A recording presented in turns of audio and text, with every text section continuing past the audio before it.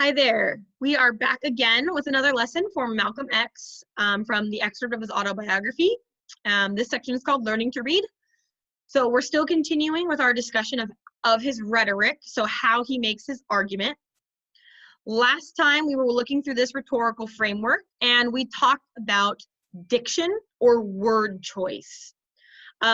We did do some talking before about the parts of the rhetorical triangle, so ethos, logos, and pathos. We've talked previously about his audience, his purpose, and the structure. And today, what we're going to be talking about is the syntax. So, how does the changes in sentence structure affect the overall text and help convey his message? This is one of the trickiest things to identify, and it's the hardest thing to understand of how it impacts the overall structure. So think about when we're talking about syntax here, is we're talking about the types of sentences and things like punctuation, things like that. Types of sentences, types of punctuation. So are there a lot of commas? If there's a lot of commas, then you shouldn't pause more than maybe to catch your breath when you're reading a sentence.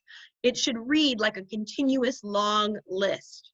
Well, if someone's writing a really long sentence with a lot of commas, they're probably adding a lot of detail. Okay?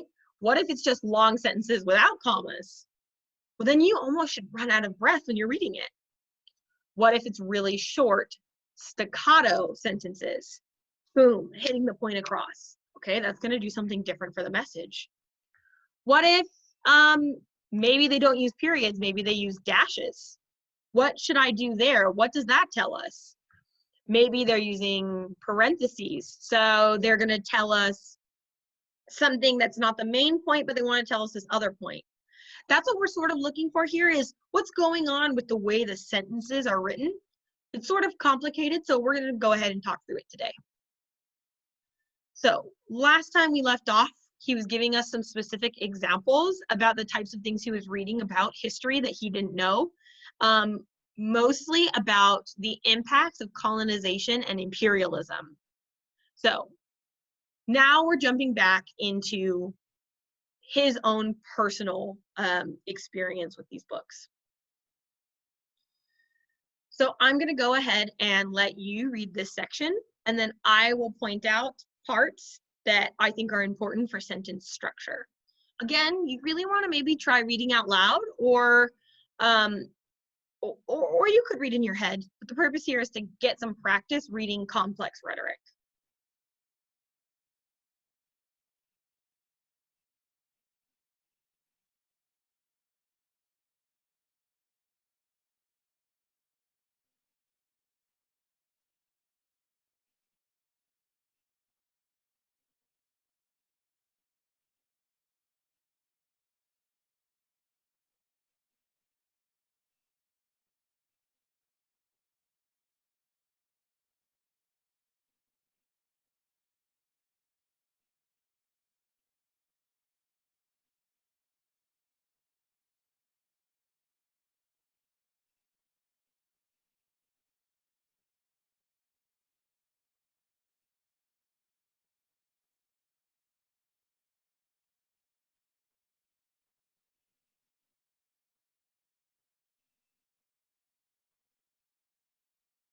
Just about 30 more seconds.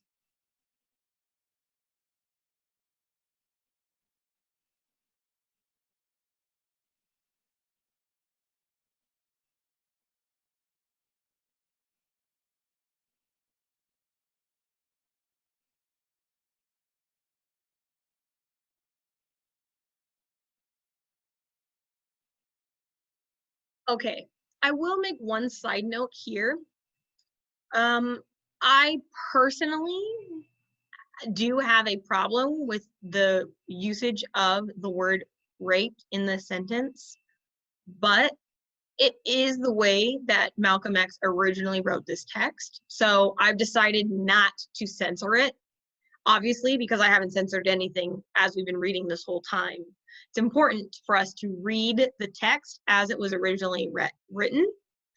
not so that we can agree with every aspect of it, but so we can understand the argument. So again, remember today, we're not really looking at word choice. We're not really looking at purpose. We're looking at sentence structure. So what is he doing with the specific sentences? The first thing that I think is going to be important to point out is look at the beginning sentence. This is pretty straightforward. We get subject, we get verb, we know the objects, direct and indirect. This is pretty straightforward sentence. The guards and the warden couldn't have torn me out of the books. But then his next sentence is winding. Not even Elijah Muhammad could have been more eloquent than those books in providing indisputable proof that it, like, look at how long the sentence is. I realized I just drew all over it. Look how long this sentence is. This one is just telling us everything in one breath. It is expressing the same feeling that he couldn't believe.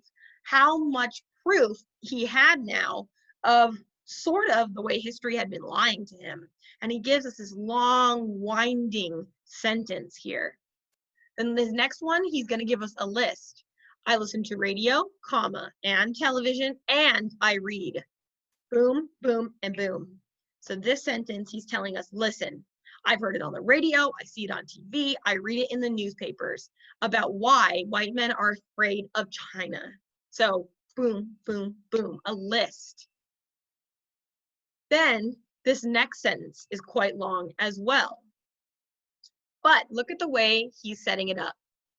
When I think about this, my mind can't help flashing back to what I had read there in prison. In case you forgot, notice how he structures the sentence. He gives us this little parenthetical, so this side note in between commas here, meaning it's not part of the independent clause, so it's not part of the main part of this sentence.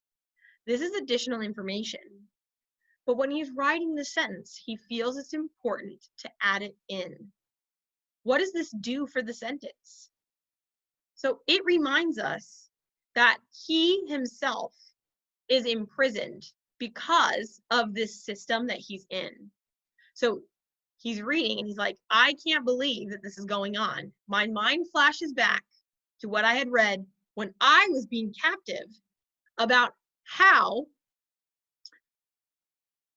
like another people on the other side of the planet had faced similar helplessness.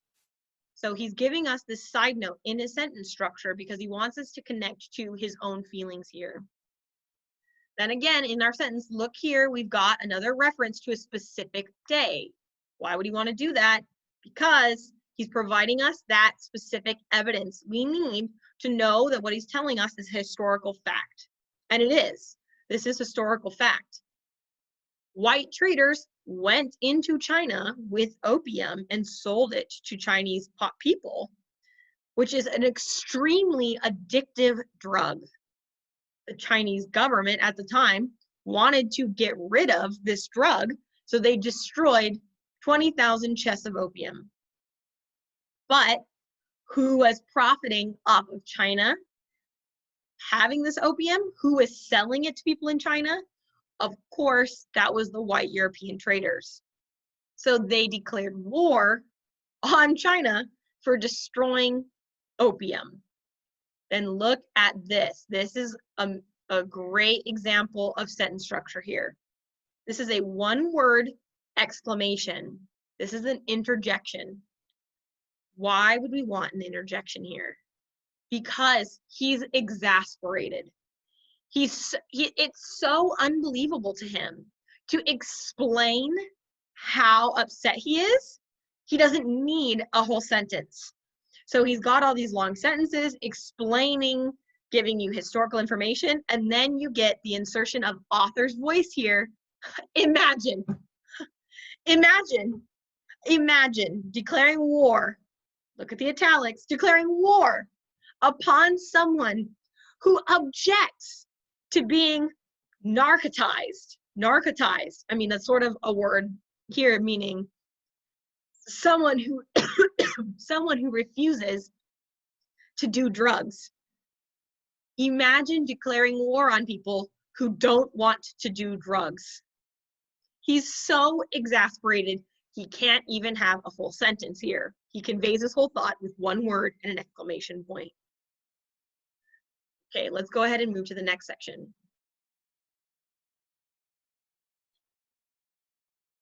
Okay, so he's going to be doing an interesting thing here. So I'm going to go ahead and read this so that we can talk about sentence structure as we go. So remember, we're looking for how does he use specific sentence choices to kind of give you a difference in what he's trying to mean. So right away, I see in our first paragraph, we have semicolons. So semicolons are a mix between a colon and a comma. So a colon means that you're going to basically stop your first clause and you're going to extend it with examples. But a comma means pause. So here we know that these sentences are all connected by the same idea, but it's too much information to make them each their own individual sentences. Hence, he has to connect them with the semicolon so that they can all be connected together because he wants them to be one idea. The Treaty of Nanking made China pay the British white man for the destroyed opium, forced open China's major ports to British trade, forced China to abandon Hong Kong, fixed China's import tariffs so low that cheap British articles soon flooded in, maiming China's industrial development. The reason he needs all of these things together is because it's a list of repeated offenses. The semicolon here is really important because all these ideas can't be separate sentences. They should be this nonstop list. Look at everything that Britain did to China. Okay, let's see what it does in the next section. After a second opium war, the Tencin treaties legalized the ravaging opium trade, legalized a British-French-American control of China's customs. So we get a comma, meaning we need to take a pause, but here this comma is doing something interesting. If you don't know what this treaty is and you don't know what it legalized, he's just giving you extra explanation here. He's saying it legalized foreign outside control of China's customs. So what things they could send out and what things they could receive to their country. China tried delaying the treaty's ratification. Guess what we get again? Another semicolon. Peking was looted and burned. Nowadays, Peking we refer to as Beijing, which is the actual Chinese term for the city. So they're telling us here, he's telling us here these two ideas and pushing them together. China tried to delay the treaty being ratified. They tried to push back the treaty. What happened? Their capital city was looted and burned. Yeah, it might be important to separate these ideas because maybe it's more powerful that way, but Malcolm X doesn't make that choice. He wants you to see the connection. China tried to make decisions for themselves. As a result, other countries came in and burned it to the ground. So he's pushing those sentences together with the semicolon. In this next paragraph, we're getting things again in quotation marks because what he's actually doing here is he's actually giving us direct quotes of things. So this is an interesting choice. He hasn't really done this before. Here he's giving us specific examples. So what's he doing in these sentences? He just doesn't want to explain. He wants to give you the examples from what happened to China because he wants the explicit words that were being used. Kill the foreign white devils was the 1901 Chinese war cry in the Boxer Rebellion. So that was something that was literally a phrase used. He doesn't want to summarize, he's giving the specific word choice here. So think about what he's doing for that sentence. Losing again, this time the Chinese were driven from Peking's choicest areas. The vicious, arrogant white man put up the famous signs, Chinese and dogs not allowed. Wow. To bookend this paragraph with these two different sentences is really important. China originally said this, they lost the war, and white foreigners put up these signs saying they weren't even allowed into their own country, their own city. So think about the structure of his sentences here. He's putting the sentence first uttered by the Chinese and a sign that was put up later by foreign white people. So what is going on is he's now giving us two different sentences. So the variants in our sentences here are direct quotes, and he's bookending the paragraph with those choices. Red China after World War II closed its doors to the Western white world. So Red China, he's meaning communist China. Massive Chinese agricultural, scientific, and industrial efforts are described in a book that Life magazine recently published. Some observers inside Red China have reported the world never has known such a hate white campaign as is now going on in the non-white country where, present birth rates continuing, in 50 more years, Chinese will be half the Earth's population. Okay, so this is a really long sentence and he's adding a lot of details into the same sentence. So he's saying some observers inside current Red China, because obviously this was written in the past, it's not currently happening, have reported that there's never been such a hate white campaign. So there's never been such an anti-white people campaign as is now going on in China. But then he gives us this section here. So this sentence has a really interesting structure because he's like, can you see what's happened? So the Treaty of Nanking, you can follow all of the abuses that China has suffered. And he's saying now China has shut its doors to the Western world. And he says, this is really an interesting thing about what's going on in China now, because the second half of the sentence, present birth rates continuing in 50 years, China will be half the Earth's population. Now, I'm not sure if that is technically true. I don't think that they're half the Earth's population now. I'm not sure. But Malcolm X is right in this citation here. China's population is quite a large majority of the Earth's population. So what he's doing in this sentence is saying, think about how interesting it is that this is what's going on, because China is going to have such a high population and so many people as the time continues. So the sentence is setting up two different ideas so that he can make the claim in the next sentence. So look at how he's structuring these sentences. And it seems that some Chinese chickens will soon come home to roost with China's recent successful nuclear tests.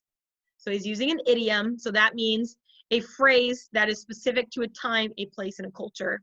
This idiom specifically means, so Chinese chickens coming home to roost. Chickens go home to the roost at the end of the day or when it's safe to go back. So in fact, what he's saying here is people might go back to China, people might re-immigrate to China, Chinese people might return home because of the recent successful Chinese tests. That's what he's saying. But what he actually is meaning here is that some of the success that China has had is going to be beneficial to them, or is going to prove true, some of the success that they think they might have, because they've been so successful in the science that they have done so far. So, oops, sorry. This is our last thing that we're going to look at for sentence structure. So I'm going to go ahead and read this section. Let us face reality. We can see in the United Nations a new world order being shaped along color lines, an alliance among the non-white nations. America's UN ambassador, Adlai Stevenson, complained not long ago that in the United Nations a skin game was being played. He was right. He was facing reality. A skin game is being played. But Ambassador Stevenson sounded like Jesse James accusing the marshal of carrying a gun. Because who in the world's history ever has played a worse skin game than the white man? Mr. Muhammad, to whom I was writing daily, had no idea of what a new world had opened up to me through my efforts to document his teachings in books. So now he's sort of finishing this idea. He's finishing out an idea here with what's going on modernly. So let's look at a sentence choice. Short sentence. Let us face reality.